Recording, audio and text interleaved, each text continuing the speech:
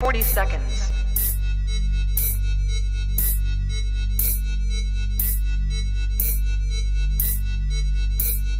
T-minus 30 seconds.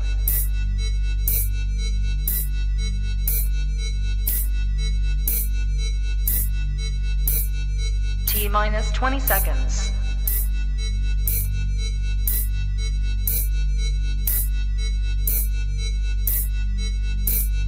Ten, 9, 8, 7, 6, 5, 4, 3, 2, 1, 0.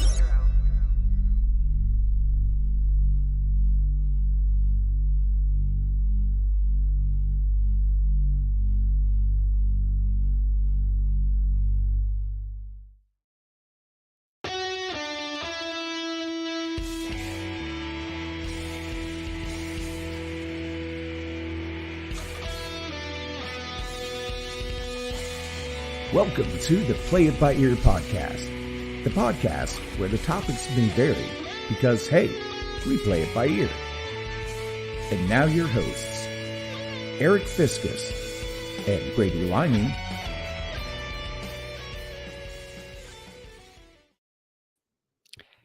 Happy 2023, earbuds. Yeah, huzzah. Yeah. Trying to figure out how long it's going to take me to remember to write 23 when I write the date. Oh, man. I think Yeah. it's generally a couple month process, I think. I'm not going to lie. I think it took longer for me this year than usual, and I don't know why. It's like, because you think the 222, it'd be easier, but I had a hard time letting go of the 21. Yeah. Not sure why. Yeah. But anyway. Welcome one, welcome all to the Play It By Ear podcast. Maxwell is with us. Maxwell. And gives us a this date in history. 64 years ago, USSR Luna became the first spacecraft to leave Earth's gravity. Gravity. Ruskies. Commies. Soviets. Commies. The Red Menace. Going through all my 80s terminology. Right. Savannah with us. Welcome. Allison, hello. Happy New Year to you as well. Happy New Year to one and all. It's been a couple weeks since we've been live on the air with you, and we hope that Christmas and the holidays and the New Year's have found you healthy and happy. Amen to that. Welcome, Miss Wilson. Happy New Year to you as well. Miss Wilson. All right. So, once again, if it's been a while for you, or if you've never been here before, sorry, got to do it. Yeah. Play It By Ear podcast works like this. Brady and I both have a topic that we bring to the table. We have not had discussion about said topic. We will talk at length about said topic. Ad nauseum. I've dropped the 20-minute thing. I mean, when's the last time? Yeah, you asked the question before we went on. Can we get 20 minutes out of that? We could probably get 50 minutes out of it. I don't know. But anyway. Probably by parsing the gerunds. No offense, Miss Wilson. I don't know what a gerund is. I'm not sure I ever did, but I'm of course, then I don't know that you taught me that. So maybe it wasn't you. Maybe someone back in my elementary school days didn't allow me to master my gerunds. and I will be deft with the touch of my diphthongs. I don't want to see your diphthong. You won't even see my diphthong when I'm onomatopoeia. Yeah, definitely not. Maxwell has a question. What does the Star Wars lettering say in the countdown? It's just a numeral countdown. Yeah, does it say anything? I think it's just the numbers. Just countdown from 50. Are there cuckoos in the room? That would be me that forgot to mute my my cellular device. The nerve. All right. Well, I'll never. We will go in order that we are on the screen. So let me switch that order. Brady will go first. I will go second. Yeah. Were you taken aback by that, audience? Earbuds? A little switcheroo there. All right, Brady, floor is yours. All right. Kind of Eric in his trove of interesting tweets he finds, and he just kind of shoots them my way. This one caught my attention, and it's going to be fun. So as a Ute, every Ute has experienced some kind of family celebration, whether it be birthdays or anniversary or a special occasion or that night out on the town that families would take once a year back in the day. And so anyway, here comes the topic. What was the by the way, we got to credit Ashley Latimer is sorry, it just trails off. Eric, do you know what the rest of that tweet is? But anyway, I don't know. I'm just going to say Ashley Latimer. But Yeah. what was the celebration restaurant your family ate at when you were a child? And adding that you did not realize it was not a 5-star establishment until you became an adult. So it was the cool celebration restaurant. It was a big deal. Right. But looking back, it might not have been as fantastical. Well, and to add what you said, what was considered high class dining in your family, that probably was not such high class dining, more regular dining. But, Correct. We're not saying now there might be some of us out there in our listing public that maybe great Aunt Flossie would take the family to the Masonette, or something like that. But you know what we're talking about. We're talking about the run in the mill occasions, okay? Yeah. So I shall start. Okay. Waiting with bated breath. And the thing is, there is a rotating cast of these kind of restaurants in my past, but I'm going to go with the one that was the go-to this one certain time of year. On the way back from vacation, usually down south someplace, we would hit Lexington, Kentucky area, in that area just about dinner time every year on our way back. Because your dad was probably the biggest creature of habit I ever met. He is a man with a schedule and a plan and a routine. Yes. So our schedule and routine would always have us in Lexington. And there was a small chain that when we stopped there, it was only once a year. It was a big deal. It was a celebration. We were almost home. And as a kid, it's like, yes, we are going to Jerry's. Jerry's. Jerry's was a small franchise. I'm assuming small because they never came north of the Ohio River. But Moorhead down had south, a Jerry's. Yeah. I'm going to compare it to Shoney's. Well, yeah, it was very much like a Shoney's or kind of a Frisch's.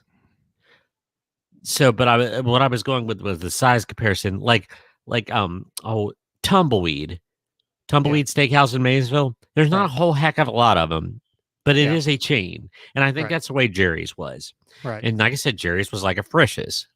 Right. Never went to the one in Moorhead. I mean, it's the only one I had an opportunity to go to. I never went to that one. So you've never been to a Jerry's? I've never been to a Jerry's. Now, as a kid, like I said, it was a big deal. I was hungry because it was that time of night. We'd look forward to it. It was the celebration almost home. But it wasn't I thought it was cool as a kid, but it's not like I was going to Gerald's. It was just Jerry's, and would that have made it more fancy if it was Gerald's? Gerald's was down the street, and you had to wait to be seated at least. Actually, Jerry's, you just walk it. It was very Frisch like. So, another one that Savannah. Sorry. This is the example. I am willing to hazard to guess that probably 75% of our listing public around here, that would be the correct answer. Yes. Ponderosa. So then that begs the question: Is anything with a buffet? Can anything with a buffet be considered high dining? I am going to qualify that. Leave me to be the fly in the ointment. My Honduran godfather, his American mother that helped him is a lovely lady that lived in the Hyde Park region. Right. And whenever we would go and visit her, there was this buffet in that Hyde Park area. It was called the Cambridge Inn. Yeah. It was a buffet, but even the structure, it looked like a Tudor establishment. Right. And it was buffet, but it was more than ham cubes, you know? It what? No, you just made me think of another place, but go ahead.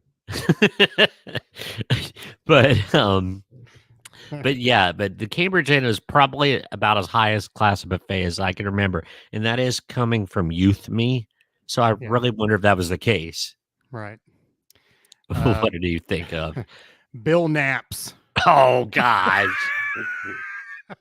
It might have been the celebration place when your great grandfather, after they finished watching the trilogy of Lawrence Welk, the Waltons, and Matlock, you would go out to Bill Knapp's. You could even get your food pre-chewed. No, okay. So you hit a nerve, and I guess I got to share the story. Yeah. Yes, you do. All right. As a young man in my early 20s, I forget who I got gifted a gift card. Looking back on it, that's so absurd, but appreciative. And I had never been to Bill Knapp's. I remember the commercials. Yeah. Everybody always looked well dressed and coiffed in the commercials, but that's because that's how the greatest generation dressed when Right. they went out. Right. But so I went with a lady friend. It's like, you know what? Let's go to Bill Knapp's. I got this card. Go into Bill Knapp's. And I am not exaggerating when I say that we were the youngest people in there by 3 decades at least. And I'm not being facetious. And every bit of the food in that buffet was a version of white or light brown. Tapioca, rice, mashed potatoes, brown beans, something fried. So it was all brown and it was all white. And it was like comfort food, but buffet style. I will be honest with you, I can't even tell you if I enjoyed the food, if it was good or not. But I just kind of felt it was the same feeling like if you walk into a biker bar and you're decked out in your Lululemons and then you walk in there and like everybody stops and looks and oh, I'm not maybe not supposed to be here. That's the way I felt to Bill Nance. Like there was a secret handshake with the golden Buckeye card to get in the door. Now I'm waiting till you reach the end of your story. Yeah, so are you at the end of your story? Did I mention that there is at least 7 or 8 oxygen tanks? There's what I was waiting for. Yeah. And I'm There's not always kidding. oxygen tanks involved in this. Like lots.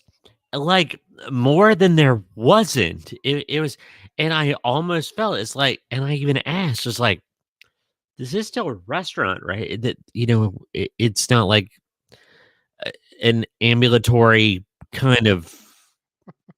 It was truly like I ended up someplace I shouldn't have been. You thought you were in some treatment facility. Yes, I'm not, and I'm not being unkind. It's like there was such an abundance of it, and all the food was white, and it was an older clientele. It's like I'm like, this might not be a restaurant anymore. Walking in, Was the food bland? I'm sure it was because I mean, I don't remember it yay or nay, but I think I probably was so uncomfortable that I You were didn't you remember were what I was eating. you were traumatized by the atmosphere. Yeah. But, yeah, so Bill Naps is one. Let's see. But it had a look about it though. I mean, from the outside, it Oh, looked yeah, like kind a of little white, you yeah, know, right. eh, Because it was by the Beachmont Mall. yeah, yeah, yeah. It's where IHOP is now, I think. I believe you're right. But, so that was one. I know, like we said, we had the reference to, Ponderosa. Um, I have fond memories of that. We went to York Steakhouse at the mall. We talked about Yes. York before, Yes. but, who that York Steakhouse had pretty darn good steaks, but if I remember right, my mother always complained that their sides were very lacking. Yeah, and York did have an elegant look about it. It did.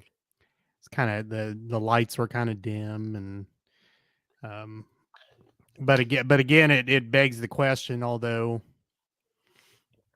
I'm going to qualify this, I guess. Can you have fine dining in a mall? But I yet mean, I think of Kenwood and there's Cheesecake Factory and there's yeah, yeah, Cooper's Hawk's not too far down the road. but it's not in the mall. No, no, it's not in the mall. That's true. Cheesecake Factory's in the mall.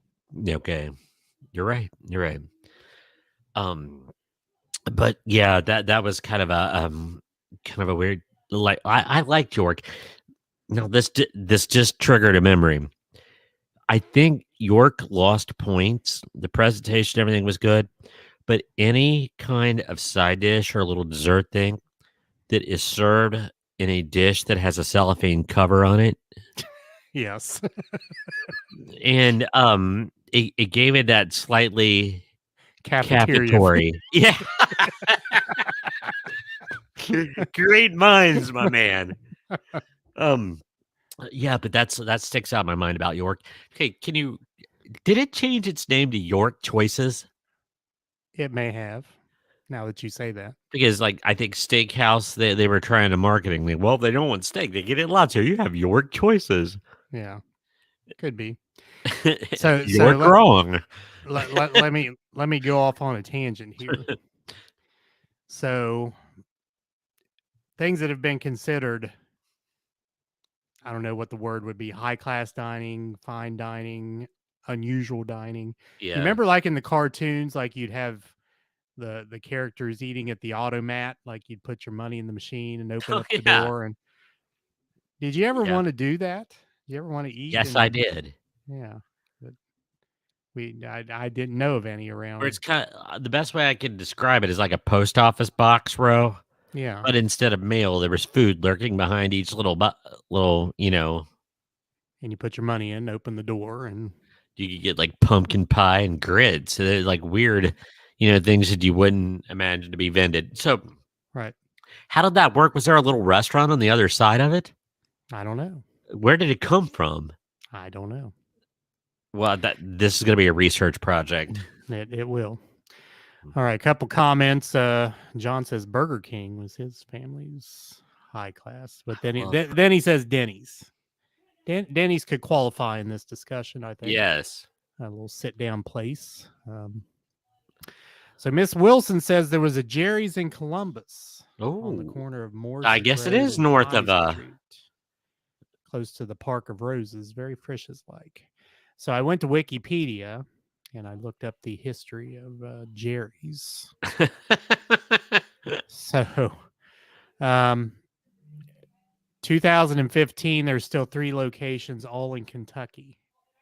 2 of those closed in 2020, leaving only 1 location left in Paris, Kentucky. No, that's incorrect because it's not been a Jerry's in over a decade. It's a Pericos. It's now Pericos. It's a Mexican restaurant. In Paris, Kentucky, Paris, Kentucky. is that right? That's Well, right. someone needs to update the wiki. So there are no Jerry's locations anymore. Then Is that what you're Not saying? that I'm aware of it. Like I said, because I know the one that we always stopped at is now a Mexican restaurant, and I've often been tempted to go in there. Okay, so here's a little side note on Ooh. Jerry's. Okay. Jericho was the name of the company, and Jerry Lederer is the name of the guy who started Jerry's, but Jericho was the name of his company. Oh, Eric? Yeah. No, it says Perico's Mexican restaurant. I know it does because, like, Jerry, what? No, actually, it does make sense. Well, yeah, maybe Jerry still owns the location and turned it into a Mexican restaurant. I don't know, Or they just put a P on the J to save costs, and it's like, not Jericho, but make it Perico's. but it's in Paris, so Yeah. Perico. Yeah. Anyway, so Jericho in 1969 launched a new restaurant chain, Long John Silver's. Man. Not to be confused with Arthur's Treasures. Now, okay, so shout out to Todd there. But you speak of the one that used to be fine dining. Yes, Long John Silver's was correct. like, But then again, that begs the question: can you have fine dining in a place where you have to go through a line to get your food? see, Should no, fine dining be classified as a sit down, being waited on sort of situation? yes, that's what I think of as fine dining. Unless you're saying that's fine, it's fine. It's fine. um, Just fine. but Long John Silver's it used to have Ricky Cobb referenced this, and where it used to look like a dock out on the front, Right. Yes. and it would have the big nautical ropes Yes. and the hanging things, and then when you went in, you didn't go to the restroom, you went to the necessary room because That that's is what it was called, that is correct. and the And you got tables were oaken and and dark. yes, and you got your paper pirate hat. Yes, and it was dark. It was transformative. You Yes, walked into the galley of that ship, that is correct. And you got your barnacles. and you got your barnacles. Dad blasted, By and God. so you know what would be a great. I wonder if Captain D and Long John Silver's ever battled upon the seas. And Arthur. With his yellow slicker. He just came in later. I, I, I think Arthur was off to the side fighting against The Oh. Gortons, man. yeah, that's what I was thinking. The Gorton's fishermen and Arthur over there on the side fighting it out. John, welcome. He brings a little local flavor to this conversation. That is correct. The Y restaurant when they had the airplane. I never actually ate in the airplane. I didn't either. Now, my parents were pretty cool. I even remember times where we went to the Y restaurant, Yes. but they wouldn't eat in that airplane. See, I don't know that I ever like it was closed off. Like I was never there when the plane was open. Maybe that's Like it- why. Like Maybe I was used just being for- sore as a kid because I used for- thought they didn't let us sit there. It was used for gatherings and things, but parties. But yeah, And it looked whatnot. like a 727, landed in Morristown, Ohio in a field, and they built a restaurant out Yeah. of it. Yeah. Hey, speaking of local fine dining, we've got two of those examples that'll have a local flair for us in the southern Ohio region of Brown County. The Log Cabin Restaurant. Indeed. It, And I don't ever remember eating there. nope, I never did because it was fine dining. The adults went there. Yes. And they had a But, bowling alley. Yeah. Now, the other one, I'll say the Lake Manor Restaurant. Indeed. So, it was the day a bit of a, people didn't eat out as much back then. I stress it. So then do you think kids nowadays would think of Butterbees, Country Inn, La Rosa's as fine dining? Yeah. or like the Mexican restaurant, right? Or is it a case of what you said? People eat out more, so it's not such an Yeah. event. Yeah, it's an event. Now the event is, like going to Cooper's Hawk or a Jeff Ruby establishment or something like that. Food with presentation, which, by the way, man, my food in San Diego over the break, they made it look expensive when it wasn't terribly. Yeah. They were into the presentation there. Right. So anyway, I do want to also talk about another place. Oh shoot. The Springdale Music Palace. I'm going to back it up one. That might be the true fine dining for my youth. I remember hearing about that place, but I don't think I ever went there. I know I went with the fam once and maybe the Ute group once when my sister was in high school. But so basically, the Springdale Music Palace, it was an establishment, and I think it was pretty much pizza. Mm-hmm. And but anyway, there was this huge Wurlitzer pipe organ. Yes. And it was kind of shaped like a silo. It was completely round, and you would go see like as a little kid, I thought it looked like a bullfighting thing. It's kind of what it looked like. And then down in the pit, there was the Wurlitzer pipe organ. And for the life of me, you know what? It was so cool. I can't even remember. They would play like 15 minutes. They would play 15 minutes, an hour. So showtime is 1:00 to 1:15, and they would eat and everything, and then the next showtime kind of deal. Right. But yeah, I can't even tell you what kind of entertainment or songs that were played. I credit myself with having an amazing visual memory but I just can't place it. Yeah. I mean, I think it would have to be like you were at a baseball game, wouldn't it? That's Yeah. kind of music they play on an organ. Where you expect, the crazy calliope music, Right. where the waiter would come up and say, because it sounds like a circus calliope. So, Savannah says her papa hauled the plane there and out when they got rid of it. Oh, wow. Restaurant. There's a claim to fame. Yes, John, with another local flavor there. He mentioned the log cabin, owned by State Representative Harry Mussy Malott, home of the sizzling steak. Burned his hand once. Burned my hand once. Once, yeah. And Miss Wilson also brings up Red Lobster. That sounds like, you know what? I think we felt Red Lobster was fine dining. Yeah. I think I may still feel that way. It has an air about it. An air. When you walk in and you can see a lobster tank. I mean, yeah, it's called low tide air to a higher level dining there. At Red Lobster, I'm going to go out on a limb that I'm not a seafood person, but up north, I think the Red Lobster experience is a little bit more high dining than down south or in Florida, where they have like the mom and pop seafood places. Right. I don't know. Yeah. Well, and there's John again. I think we hit a nerve with John. He's throwing out the restaurants. The Wooden Spoon. The Wooden Spoon. In Hillsboro, yes. Went to the Wooden Spoon many times. I would have considered that fine dining in the day, yes. Yeah, I never went there. I'd never been there. He says churches changed services so their congregation could get there first. Church fight. Oh, man. Yeah.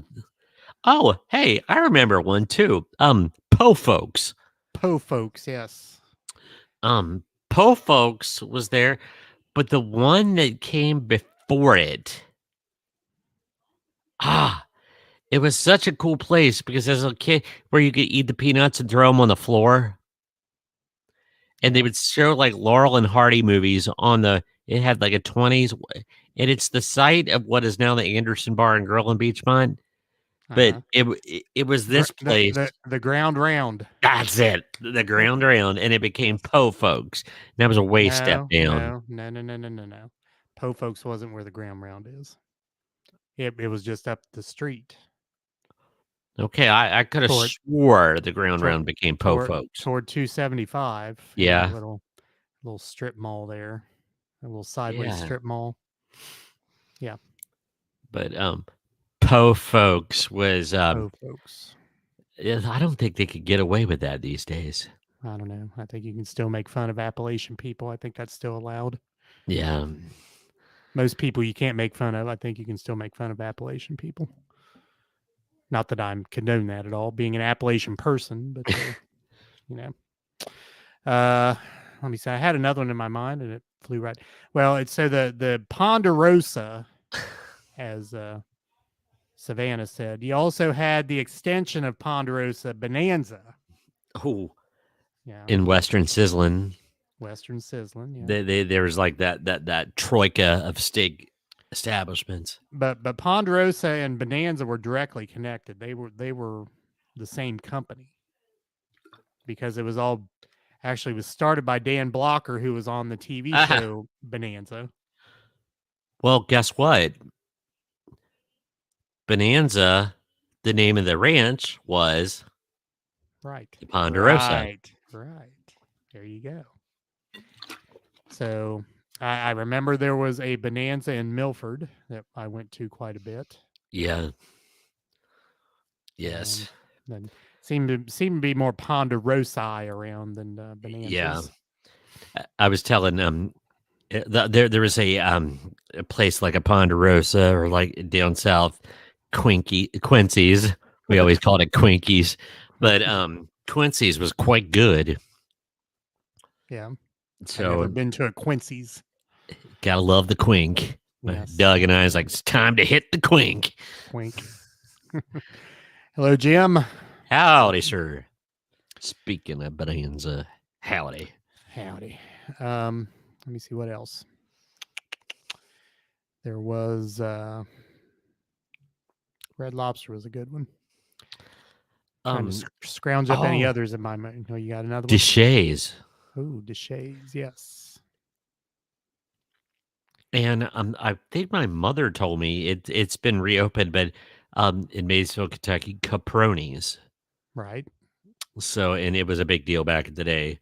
Yep. Actually, like Rosemary Clooney and the ilk, they always went to Caproni's. Right.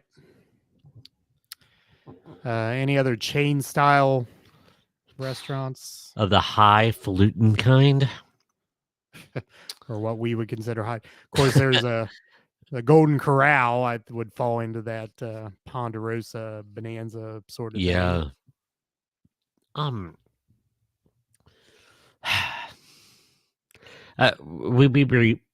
We would be remiss saying that Frisch's would fall under that category. Yeah, probably so. Probably so.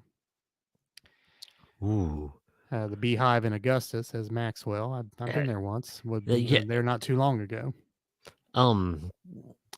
The day I took the ferry across the river and all that kind of deal, it happened to be closed, so I did Really? not get to partake of the hive.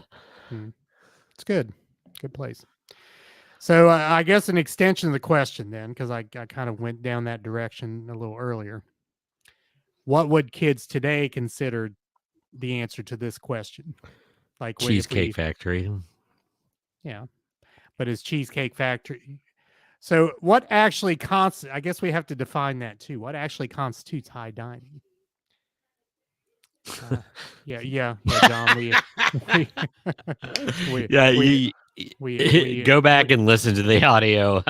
We exhausted Bill Knapp's, John. We totally exhausted. So much so we had to get our oxygen tanks.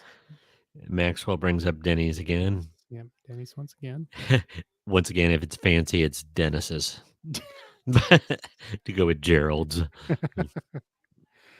So we mentioned, of course, locally Butterbee's, La Rosa's, Country Inn. Yeah, sort of. There seemed to be a play. Now I'll tell Bob you. Bob Evans. Oh yes, Robert Evans is high on the on the list now. But today I think kids dig the Bob. Yeah. Oh, Great one, Jim. Applebee's, Great one, Jim. Applebee's. Applebee's, yeah. Olive Garden, says Jim. That's a great one. Correct. Speaking of Florida, I remember my Aunt Donna when that new place just opened in Daytona where they would stay called sorry, Olive Garden.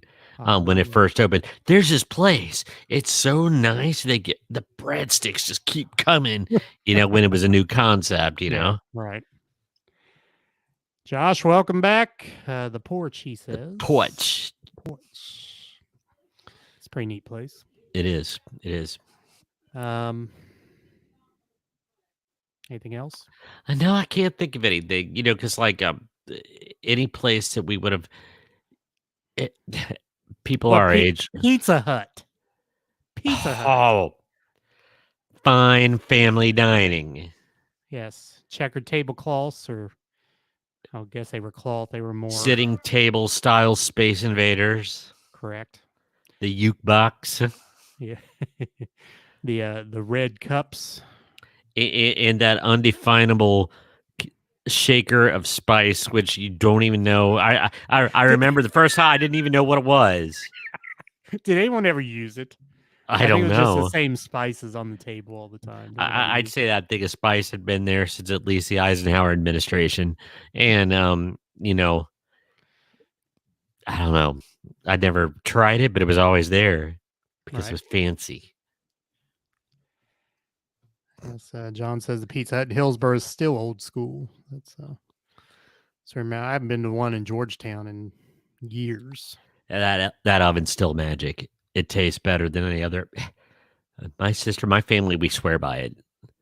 Any place we would go to get Pizza Hut never tasted as good as the one in Georgetown, Ohio. Well, though, they say if you have a cooking stone, you're never supposed to scrub it or anything. Maybe that's just what they do with the pizza ovens there. They haven't scrubbed them since the place opened in 1981. Oh man, is that when Pizza Hut opened? I believe so. Yeah, because that question was on the tip of my tongue. I was like, when did Pizza Hut, the Pizza Hut, the one and only Pizza Hut, Pizza Huts. So do you think that Gold Star or Skyline falls into this? Skyline. Sorry, we grew up with the chili dump, so chili dump, yes, where the food was excellent, but the inside a little sketchy. But and the same poor lady was in there. No matter what time Eisenhower administration, no matter what time of day you were there, she was there every day. We were always well-behaved lads in there, and I know we tipped. Yeah, but she shouldn't have been surly with us. We were respectful. I don't remember being surly. I just remember always being there. Oh, okay. I thought you meant that same lady was always there. It's like, no. I did. I said the poor lady. She was always there. Oh, okay. Gotcha. All right. Any others you can think of? Audience? Any others? I cannot think of anything. I know as soon as we get off here, it's going to... I hate to think I'm missing something here. Yeah. Of course, then you have the... But of course, I don't know if these were around really much when we were younger. Like Longhorn Steakhouse, Outback Steakhouse. That came after our youth-dom. Yeah. So, I mean, I guess that would be more high-class dining because there's no buffet thing to it, like a Ponderosa or whatever you called it before we got here. Ponderosa. I won't tell the story, but just... And Ponderosa is fine. I just had a few bad experiences in a row with steak of questionable origin.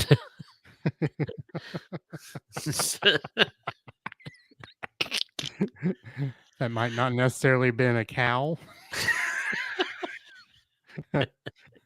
Could be cow. Could be possum. Well, like you Weasel said, steak. like you said, once we stop this, there's one Savannah. I'd forgotten about Old Country Buffet. I like the Oh, Old yeah. Country Buffet. There was the location in Cherry Grove, Beachmont area. I don't know that I ever went to any of the others, but I remember Duff's in Duff's. Yes. Wilmington.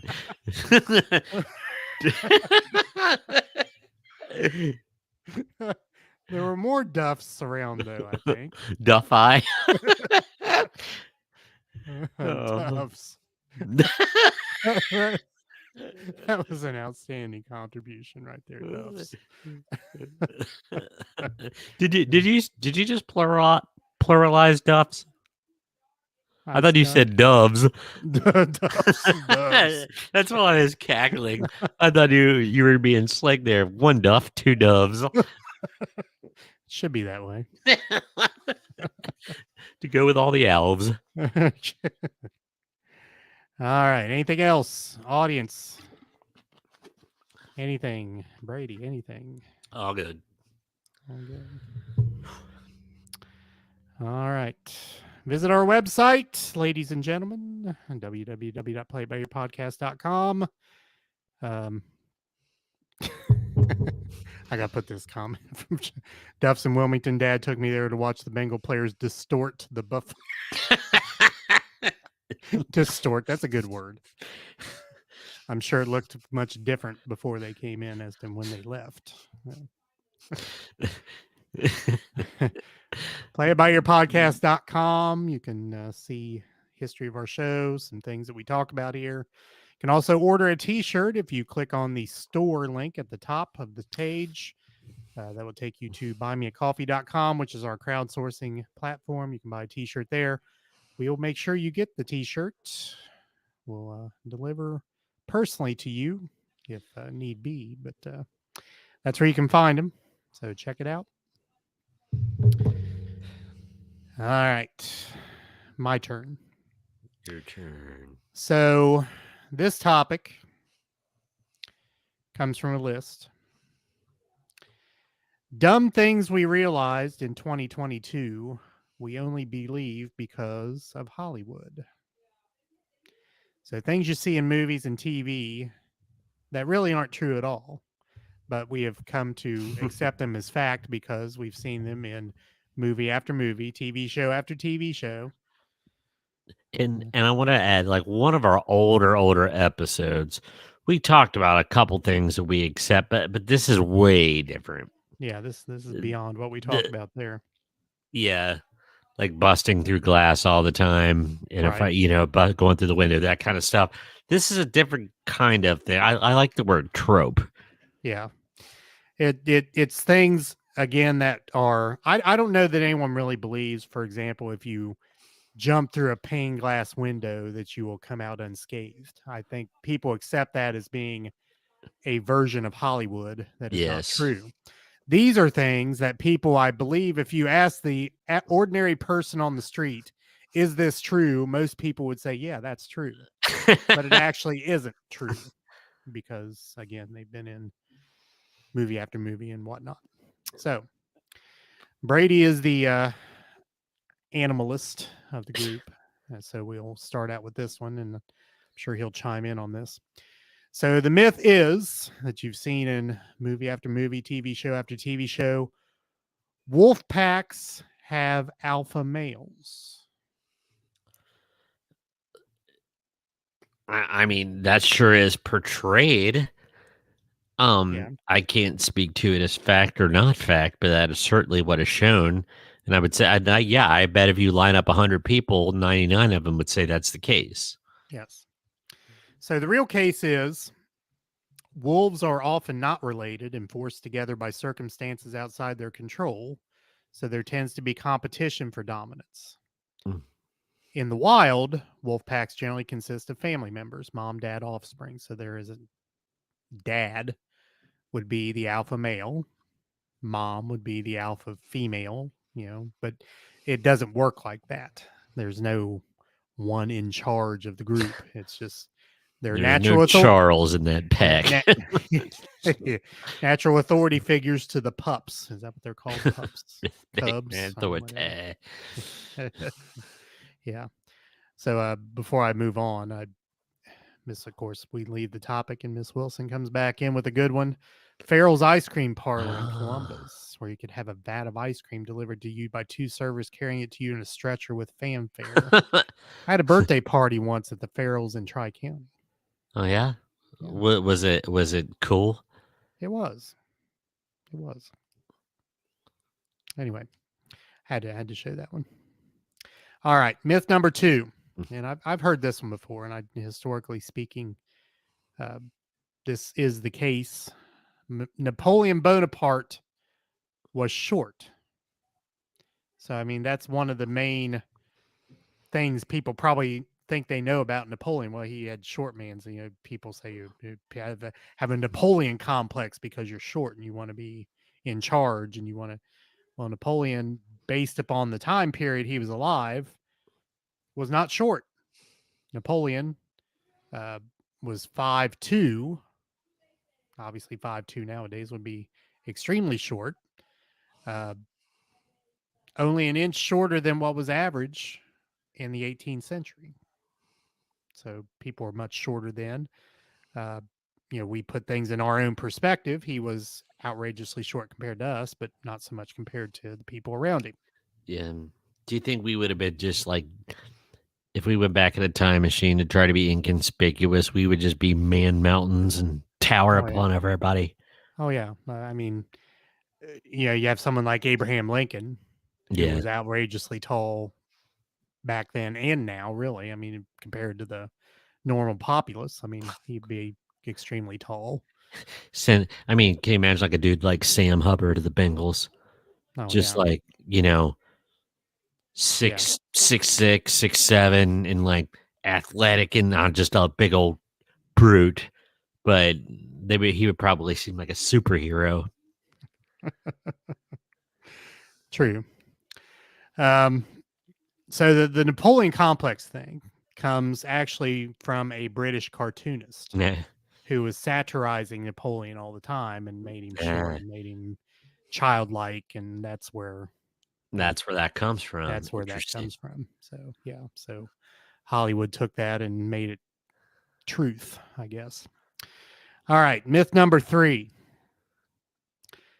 The Egyptian pyramids were built by slaves.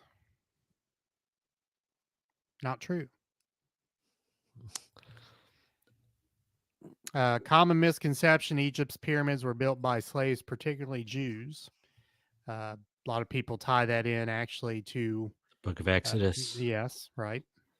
To the contrary, there's plenty of evidence that points to the pyramids being built by paid laborers.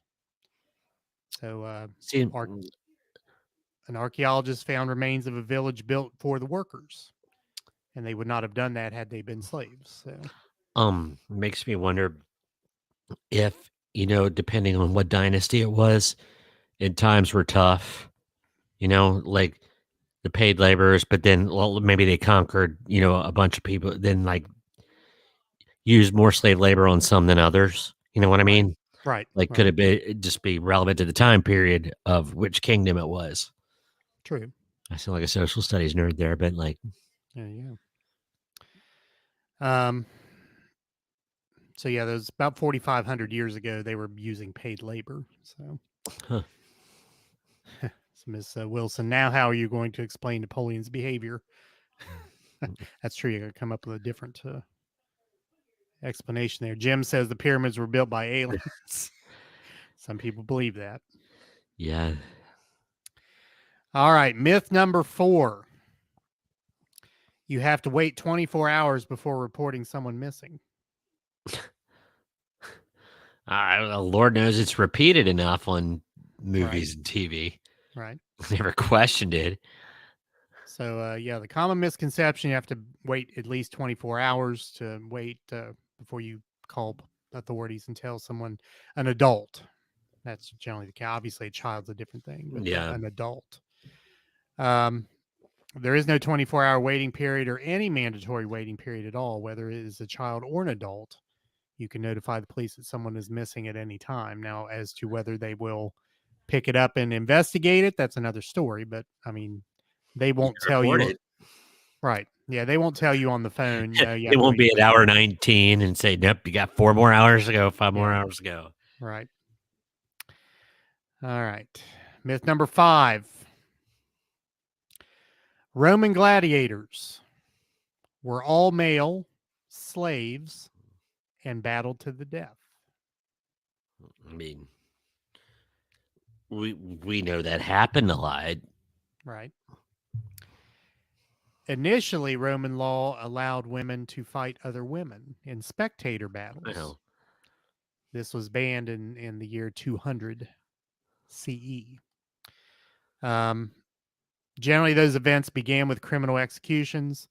The professional gladiators, however, rarely lost their lives. It was more of an entertainment. It was more like MMA, boxers. WWE. Right, right. But I don't think they were scripted though.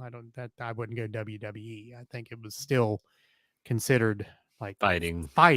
real fighting. But yeah, so it was more of an entertainment piece Yeah.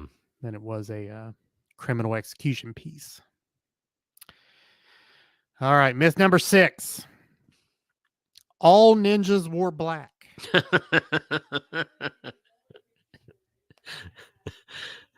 Ooh, of course they do. Well, I mean, really, if you look at Hollywood, though, the only exception to that would be the Teenage Mutant Ninja Turtles. I mean, every other ninja wears black. There was a twist. The Ninja Commando in G.I. Joe Snake Eyes wore black, but his adversary in Cobra were all white. Mm-hmm. I've never parsed that too much, but that's some deep. Right. So let me ask you this question just for your knowledge purposes. What was a ninja? What was the purpose of the ninja? What was the purpose of a ninja? Yeah. They were like soldiers and assassins. They were spies. Yeah. So if you were a spy, you're not going to dress to stand out. You're going to dress to fit in. So a Unless ninja it's may at be night, and then I'm going to dress like a ninja's intended to dress. well, but a ninja may have been dressed as a priest, a farmer, a beggar, or whatever else might be in the area that the job called for. Typically, ninjas wore clothing that was dark blue or almost an orange color, similar to a farmer's uniform. Like Michelangelo, I might add. There you go. When expecting a battle or hand-to-hand combat, a ninja would wear a chain hemp top for protection. They only wore hoods when they needed to hide their identity. Otherwise, ninjas tried to look as inconspicuous as possible. There is a legend that ninjas, I'm going to call them the pack of ninjas that would like a squadron that did conceal their identities. If one of them died to protect their family, they would Right. remove their face skin. Yeah. Yep. All right. Jim says it's all fun and games in the arena till a gladiator loses an eye. That is correct. All right. Miss Wilson. She's on the social studies out there. I have one for you. You don't have to read or give the Miranda rights to people until prior to questioning, not immediately at the arrest. That is true. That is true. Okay. So myth number 7. Opposing armies charged at each other in giant disorganized mobs. Horde! Yeah. I mean, how many times have you seen? How many movies can the you name? advancing. Right. I'm thinking like Braveheart. I'm thinking Yeah. and again, any number of movies you just see they're Well, walking toward each other and all of a sudden, like you just did, Yeah. and then they start running. Not really the case. I mean, there was battle tactics, and I mean, the people who were the generals and the leaders of these armies still used. They were tacticians, and they put their troops where they felt they needed to be in order to win the battle, and it wasn't just disorganized. Yeah. So that was just plain Hollywood. Not to say it never happened, because it probably did happen upon occasion with like little pockets of people, but it wasn't a widespread 10-mile long line of people just Where you could running to see each them charging down the mountain like ants. other. Yeah, right. Yeah. Um, so this says the likely infantry units did run toward the enemy screaming at the beginning of the fight. It was more of a tactic to get them beyond their initial mortal fear of the upcoming events rather than a war strategy. So they were trying to psych themselves up by doing that, basically. That's which again makes sense. I mean, you see, for example, like football players. I mean, they do things like that. They yell and scream and hype themselves Yeah. up, and just to get yourself Protect ready. this house. Yeah, right. Okay, myth number 8. Cats love milk. Thomas, go give you a bowl of cream. After he kicked Jerry out. So yeah, that's the one that comes directly to mind. Tom and Jerry. Yeah, I mean that was battle on, man.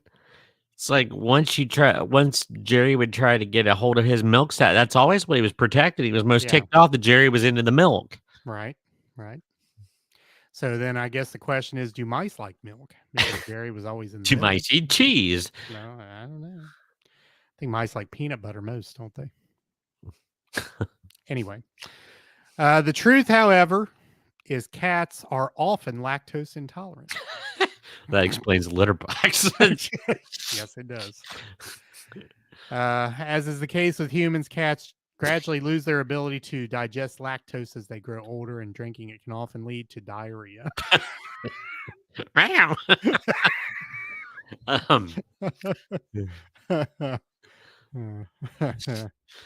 I just didn't really want to think about cat diarrhea.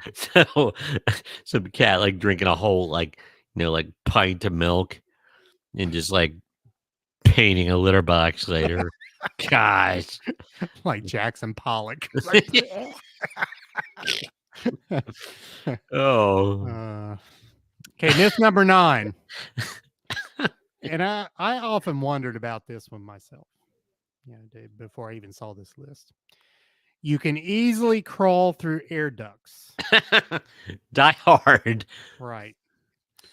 Action movies, Die Hard being one, as Brady mentioned, often feature people, which are generally men of a very large stature, silently crawling through air conditioning ducts to either escape from or sneak up on their enemies.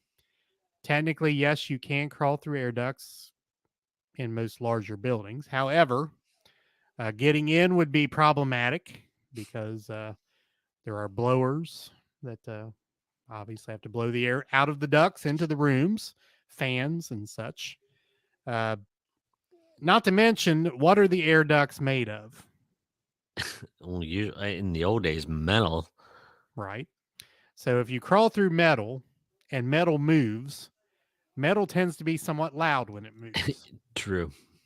So if you're crawling through an air duct, you're not going to sneak up on anybody. Well, well, and not to mention, air ducts were not made to be crawled through by a large human being. So the chances of falling out of the air duct are somewhat large. So, but Hollywood puts that one forward quite a bit. Yeah. Not only that, but depending on which way you're crawling, you're going to get your anus frozen. Because if it's like a big skyscraper that's blowing out AC to a whole, skyscraper, you're going to get frostbite in that thing. That is correct. All right. Myth number 10. People in ancient times just fell over and died at age 30. Now, there was some shift here somewhere, and I've excuse me, often tried to wrap my head around this one. You look in the Bible, and like Methuselah lived to, he was 900 years old. Then you have people in the more recent times, but old compared to where we are, living much shorter lives. I mean, probably a tenth, not even a tenth, maybe a 20th of the lifespan of Methuselah. So, I mean, obviously, medicine would play a part in us living longer than those people, but how did Methuselah live till he was 900? Maybe they counted their when that was we call when that story occurred. Maybe they had counted their years differently, and it I always probably thought comes from maybe, King James version, which was kind of mistranslated in a lot of places. it was months instead of years. Okay, now let me get the calculator out. If you get 900 months divided by 12, that's 75 years. It's interesting. Yeah. I need to consult a biblical historian about that one. But Greg, my brother-in-law, is he? yeah, ask your brother-in-law. I Report back. will. All right. So in reality, even in the first century, there are records of records exist of people living to age 100 and beyond. So Oh. you found some individuals that I think as a whole people didn't live as long, but you did find certain individuals that did. In my 5th grade social studies class, I mean, I'm reporting this as historic fact because that's what, I've read so much. To the Aztec Empire, like, the average lifespan was about 28, 29. Right. But remember, their culture was very warlike, so, Right. you Right. know You go off to war and that's how you Yeah. died. And actually, even thinking of this particular situation with older civilizations living less period of time, a lot of that was infant mortality. I think Yeah. if you got past the infant stage, I mean, you probably lived pretty decent life as far as length. But all right, myth number 11, and actually, this one is rather timely, I guess. You can't die from a single punch. Mm. I think we found out here in the past few days that a single blow can cause great issues if delivered in the right or wrong place, however you say it. But Yeah. certainly to the head or to the heart, or yes, that I mean, Hollywood would lead you to believe that a lot of times Like, people would take a terrible beating, and well, the Kill Bill, the 5-finger death punch. yeah, Well, for Pete's sake, there's a vintage wrestler, Ox Baker. His finishing maneuver was the heart punch. right, yeah, It and was again, played up kayfabe that, the people after they got the heart punch, they wouldn't just like keel or lead. They were like, yeah, it was kind of his gimmick. right. But again, a little timely on that one. But Yeah, Eric was there that night. I was. I And then, go ahead, Eric. never witnessed anything like that. That why I hope never to again. But I mean, it Yeah.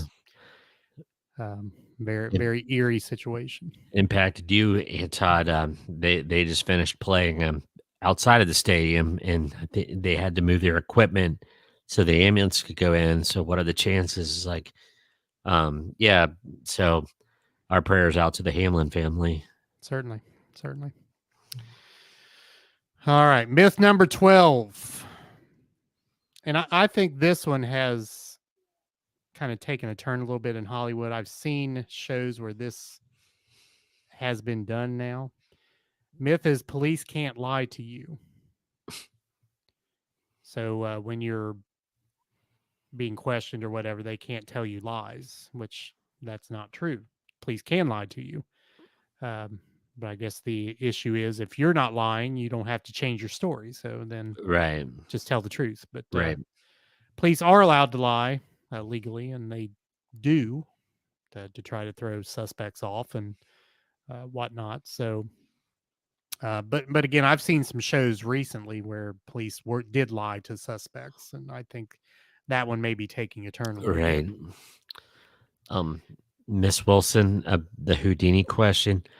He was actually punched in the midsection, and he was expecting to tense his abs, and when the blow hit, it like ruptured his spleen, I believe, or appendix or I think something. it was the appendix. that that because he was starting was it like he was starting appendicitis possibly I think and so. not know it yet, but when he took the punch, it ruptured his appendix and he died of basically septic poisoning. Yeah. All right. Next myth. Now this is one. Yeah, you see it all the time, and it's just it really is. If you can suspend disbelief, which I can most of the time. I mean, you watch these things and it's kind of okay, yeah, that's cool, but not really. I mean, it's not realistic. Okay, the myth is you can just walk away from an explosion. How many times do you see characters running out of buildings and like jumping? And for whatever reason, it's always in my mind the picture of Harrison Ford. I think it was one of the Jack Ryan movies. I mean, he's jumping out of a building and it blows up behind him and he falls onto the pavement. And in actuality, I mean, if you were that close to an explosion, so let me read this "How Stuff Works" quote. This will put it into perspective. So a C4 type of explosion, so this plastic explosive, is virtually instant. Gases are released from the device at the super speedy rate of 26,400 feet per second, Dang. pummeling everything in its immediate wake. In other words, if you are within 26,400 feet or so of an explosive, you will get hit by the blast within 1 second, assuming it is powerful enough to reach you. So if you are in a building that blows up right behind you, you're not going to fall to the pavement and just get up. It's not going to happen. So here's a comparison. Usain Bolt set a world record at the Beijing Olympics by running 565 feet in 19.30 seconds. So on the set of a real-life action flick, Bolt's lightning fast pace would not have prevented him from going up in flames, so to speak, in an explosion. So probably of all those myths that I just went over here, that being the last one on the list, this, I believe, probably is the most egregious one because you see it all the time and the person always survives. And you mentioned Die Hard earlier. Die Hard's another one where you see that. Thinking Lethal Weapon, shows like that. You see the explosion and the characters just get him. Yeah, yeah, right. It was which one? It was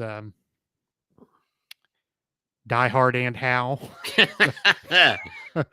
They Die Hard, you say? Yeah.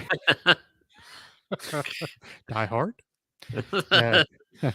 The ship blows up. The big ship. And they've jumped into the water. So I always imagined, okay, you have an explosion of a ship and you're in the water. I would think that would make the explosion worse on you. Oh, it's certainly gonna blow your eardrums. Right. Yeah. These guys just pop up right out of the water and nothing happens. Well, or like the cool shot where they're under the water, but it's showing the big old flame above the water where it lights up the water, where they're like looking up underwater. Right. Yeah. So, like I said, if I had to pick a most egregious one of this list, that would be that. I mean, you see that all the time, and that is always the case. Always happens that way. Oh, daggone it! Another one.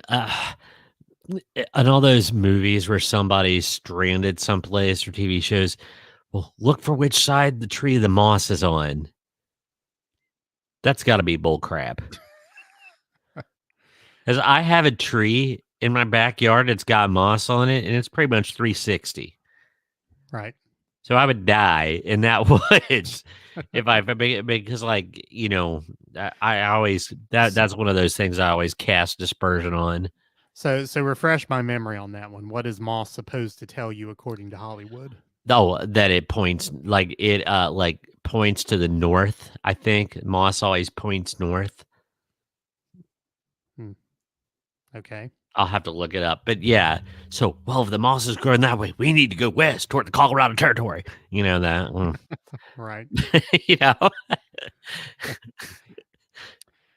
Okay, here's Miss Wilson. Going with the explosions, how about every car, motorcycle, rickshaw, etc.? Rickshaw. I love that word, rickshaw. That gets in a crash, it always goes up in flames and explosions. That is true. I always wanted to make a short film, like a big old truck or bus, where it has a little kid throw one of those fun snaps from the fair, where he throws it on the ground and it shows an entire vehicle go up. Fun snap I, indeed. I was gonna say you could probably splice that one together pretty easily now with Yeah, software and things, but that is true. And I actually heard some person on something I was listening to talking about that particular thing. yeah, They go to great lengths when they make vehicles to make sure that they don't explode on impact. yeah. Now, you, which owned a Pinto, were lucky you made it through owning a Pinto because supposedly those We tended go to up. explode on impact. But for the most part, they fashion the vehicles to where it takes it there has to be great outrageous things happen to make a car go up in flames and explosions and things. Yeah, But everyone that falls off a cliff in a TV show or movie always on first impact goes up in flames and explosions. um, I just confirmed on two different sources that moss grows anywhere it wants. The theory being that because mosses like dark humid environments by face Right. ignored, it's not directly in the sun. But it Okay. says moss grows wherever. Nobody tell moss where to grow. The moss grows where it wants. I don't know why that was funny. Ooh. Anyway, So I sorry. did. So Josh says moss grows on north facing surfaces. Jim says moss only grows on the north side of his house. So are your sources correct? Well, I mean, the two I looked at, this one, Mythbusters, connectwithnature.org. Yeah. Um, it says the myth that moss only grows on the north side of trees likely originated as a way to help people navigate in a forest, letting the mossy trees serve as a compass. But if you let that myth serve as a map through the woods, you're going to get lost. Is what it says. Because in reality, moss grows just about anywhere it wants. And it is, although it is most likely to grow on the north side of trees and rocks and other surfaces, it doesn't grow there exclusively, according to the Michigan State University Extension Office. And you can't question Sparty, Yep. according to Becky Fiskus, an alumnus of Sparty. All right. Well, I'll take their word for it, I guess. I never really gandered upon moss too much. But, Ponder the moss. on the moss. Anything else we missed on these tropes? I'm thinking it's like, but I think there's tourniquets. Just when somebody gets a flesh wound that bleeds, they slap a tourniquet on there like nobody's business. But where in most cases, a tourniquet's gonna, Cause much more harm. yeah, Yeah. I got a paper cut. Get the tourniquet. uh, so I did miss one here in my list, and again, somewhat timely actually. And you've heard a lot the last few days about CPR, and Mhm. the myth is CPR is both clean and 100% effective. So CPR in actuality is a taxing, distressful experience for the person performing the maneuver and witnesses to the event. I mean, I can attest. I mean, I didn't see the CPR, but I mean, I know the players on the field and how they were reacting. I mean, it's, and we're referring to, of course, the Bills Bengals game. Procedure is also so physically demanding that it often requires more than one person to perform the resuscitation steps. Unfortunately, the CPR process is often unreliable as a life-saving maneuver. Only around 15% of patients experiencing cardiac arrest in a hospital setting are revived. Oh wow. Of those, more than 25% experienced some type of brain damage. So, Wow. But yeah, Hollywood, but a lot of times would have you believe that, okay, CPR, person, heart starts In beating and in eyes open, and Hollywood, yeah, in Hollywood, it always takes 3 Heimlich thrusts. yeah. I never made note of that, but I Well, in think thinking about it. about it, If you you're think about it, probably no, probably no, yeah, then it you're goes. probably right. Got to build that drama a little bit. Yeah. But I know I heard in regard to the Bills player Hamlin, they said they turned him over on his stomach today to because there was probably some blood in the Yeah, cavity, the chest cavity, and things where needed to be moved out of there. So they put you prone on your stomach. That's part of the reason that I think it's easier to breathe there as well. But yeah, and they and, said that was probably as a result of the CPR. yeah, and they on I guess we got to grasp some positives. It sounds like there's been some slight improvements. Yeah. So Well, and just judging by those statistics I just read you, I mean that's very very good news. I mean, yeah, the fact that he is where he is, even. yeah, But they said if you are to experience something like that, if you're in a hospital or on a football field, probably they're the two best places to be with that. So because there's a lot of expertise around and the proper right, equipment and things like that. So, yeah. So you get a little bit of dose of reality there instead of what you see in Hollywood, and the reality is much more dire in a lot of cases. So, yeah. all right. Any other tropes? No tropes that I could think of. I'm trope free. Trope free. All righty.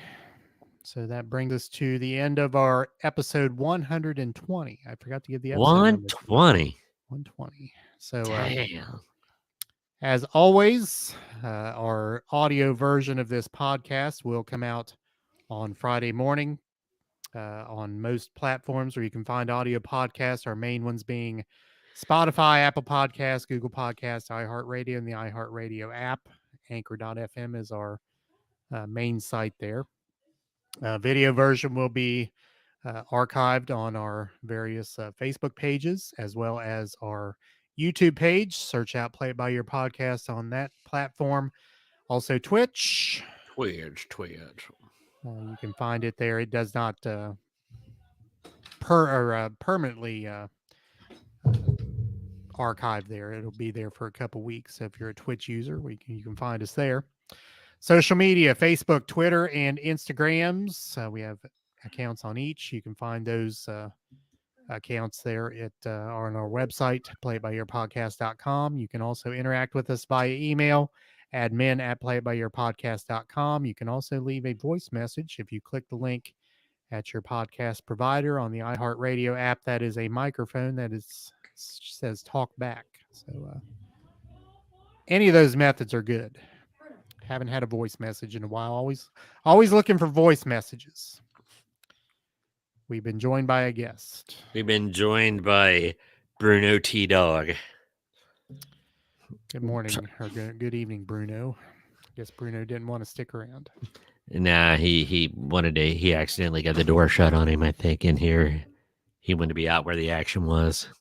Well, who doesn't? Probably listening to the podcast. There you go. All right. Anything else for the good of the order? Nope. No, but he didn't even ask what his middle name was. What is his middle name? The Bruno T. Dog. Bruno the dog. Very good. All right. Join us for episode 121 sometime next week. We'll let you know. Brady, take us out. And good night and have a good week.